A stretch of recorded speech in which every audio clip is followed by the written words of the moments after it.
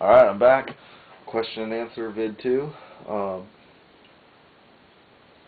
need to get straight into it just because all 3 of these 4 I can rant on for a while, so I'll try to cut it down so I can get it to fit.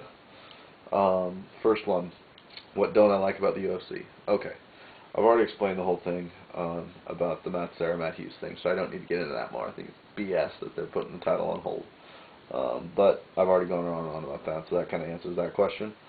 The other thing that I don't like about the UFC is there's not enough number 1 contendership title fights, or number 1 contendership fights.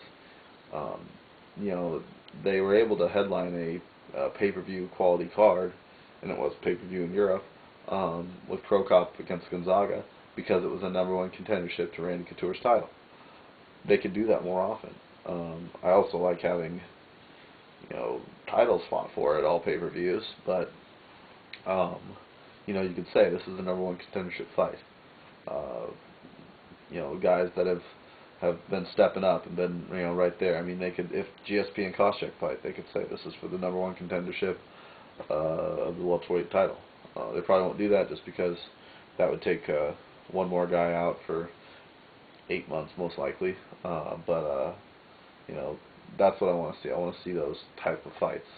And I know they don't like to do, you know, they will eliminate guys for a while, but then they just have to take the road back up. They just have to start fighting again. And they don't have to take a step all the way down. They can just, you know, step down, win a fight, maybe be back in a title, you know, in the number 1 contender fight again. So, so that's kind of my problem with the UFC that I don't like about the UFC. They don't do that enough. I'm going to broaden this, go to MMA in general. MMA in general needs to retool their scoring system. I think it should be scored on the fight rather than by round.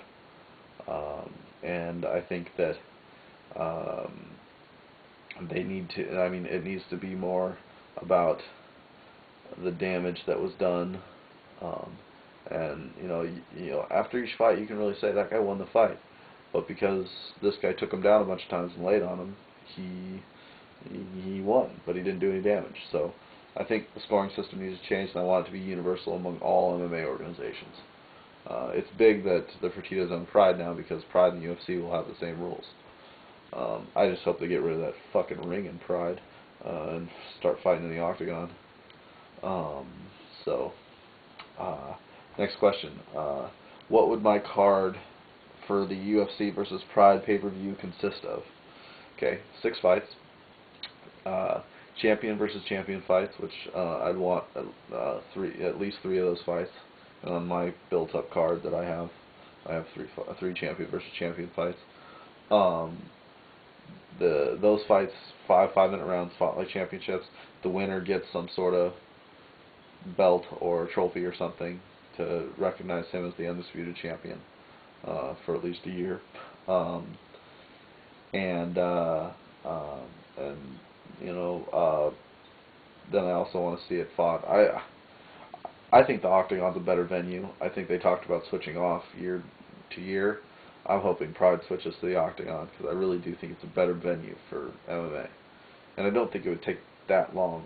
And once again, it would be something that would start to be universally recognized as the platform for MMA. So, but getting to it, first fight on the card would be Ortiz against Wanderlei Silva. Be a rematch from a couple years ago. And I think it'd be a great fight. Could rebound one guy's career. That would be and great fight to start off the night, in my opinion. I mean, 2 huge names. I mean, just be awesome. Next fight on the card would be the first championship fight. I'm just going to call it the lightweight championship, just because right now it would be Takanori Gomi versus Sean Sherk, but I'm kind of hoping those change. I think you can put some different fighters in there and you have a more interesting fight. I think Sherk would probably win that fight by decision or something like that, but if it does end up happening, I'll talk about it later and I'll break the fight down more. But that would be my first championship fight. Next fight on the card would be another lightweight fight. Mock Sakurai versus BJ Penn. Funny thing is I think this would be really the championship fight, because I think they're probably the 2 best lightweights in the world. I know Sakurai's lost to Gomi or whatever, but I think he can beat him now. Definitely Gomi's paper champion, but I think that'd be a great fight. There's other guys that I want to see Penn fight out of the Pride lightweight division, but Mock Sakurai, in my opinion, is the best. So let's put the best against the best. Aoki's another guy that I would love to see BJ Penn fight. I think that would be a really exciting fight too. So, yeah. Moving on to the next fight on the card would actually be my fight of the night. Rich Franklin versus Dennis Kang. I see this fight just being an awesome stand-up, drag-out war, and see it going either way. And I see it just, I mean, they're two very exciting fighters.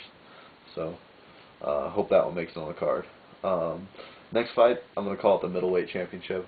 I think the Fertitta brothers were talking about, or Dana White, or somebody was talking about how they were going to have Dan Henderson drop one of his belts. I think he'll choose to hold on to the 205 belt because I think it was a sweeter victory. He's had a big run at 185, and I think he's ready to just kind of move up and keep fighting 205 guys. So if he drops that, I'm just going to say Paulo Filho most likely win the title. And Anderson Silva's the middleweight champion now, but might not be in the future. So let's just say Silva against Filho. And the main event, once again, I want champion versus champion. So I'm going to have to say Chuck versus Dan Henderson. Hopefully Shogun will be the 205 champion by that time. Because I'd rather see Chuck versus Shogun. But right now, I've got to say Chuck versus Henderson. That would be a great fight too, though. Chuck versus Shogun, Chuck versus Henderson, both great fights. Okay, next question. What are my feelings on Fedor? Okay. Fedor is an amazing fighter. You know, but at this point, one of my favorite sayings, and you know, in MMA, I think this holds true. To be the best, you got to beat the best. He's not beating the best competition anymore. He's not fighting the best competition anymore. I think his last tough fight was in 2005 against Krokop. Well, you know, we're getting closer and closer. You know, we're halfway through, you know, 2007. So, you know, he's 2 years removed from a competitive fight. Since then, he's fought Zulu, which, how did that fat bastard get a fight against Fedor? Then after that, he fought the 78-year-old Mark Coleman, and after that, fought Mark Hunt, who I know at the time was a top 10 heavyweight, but he was like number 10 or number 9, and Fedor didn't look good in that fight. I mean, Mark Hunt's a pretty good fighter, but to see what Fedor did against other fighters and to see him fight against Mark Hunt, I think he was rusty, and I think from fighting not so great competition, he's lost something. I mean, that's what I saw in that fight, at least. And then fighting, I'm going to say it, an out-of-shape Matt Lindland. Matt Lindland walks around in the 190s, and he fights at 185. 185, he's in shape. You know, he fought that fight at like 220 or 215 or something like that. So, you know, you can't be in shape if you're in shape at 185. You can't be in shape at 215. It's just not possible. His body doesn't support the mass, and I know he's gonna fight 3 fights for Bodog at heavyweight. I don't know why. So I actually think he should be pulled off the MMA Weekly rankings for middleweight, just because it's always said they're gonna rank you on what your last fight was fought on. Well, his last fight was fought at heavyweight, and he's not a top 10 heavyweight. So, you know, so I mean, I want to see Fedor come to the UFC. That's where all the top heavyweight talent is. Rumor is that Josh Barnett's going to be fighting for K1. I'd like to see him come back to the UFC. You know, just because he is the number 4 heavyweight in the world, and I'd like to see him get in that mix. I mean, he has a history in the UFC, so let's get him back there. But I really want to see Fedor there, because if he doesn't come there, come the year's end, he's not going to be the number 1 heavyweight in the world. And all the Fedor nut huggers out there will be crying themselves to sleep at night. But the fact of the matter is, your boy hasn't fought anyone good in 2 years. Put him, get him back in the ring against somebody good, and he can be #1 again, because I think he is a great fighter. But to be the best, you got to beat the best. He's not doing that. Last question: who would I want to get a push by the UFC? I've already mentioned John Fish. The other guy that I'd really like to see is Big Nog. He deserves it. His MMA resume is top notch. He is a true submission master on the ground. I mean, more so than anybody that the UFC has ever seen in the heavyweight division. So go Nog. I'm rooting for you, boy. I'll be on your side when you fight McCulley or whatever. I really would rather see you fight Vera, but Vera can be a douchebag about his contract and stuff. Still thinks he deserves Chuck Liddell type money, and he doesn't. So, alright, well, that's it for my vid. Night Train. Shocker. Next video I'll explain what the Night Train is.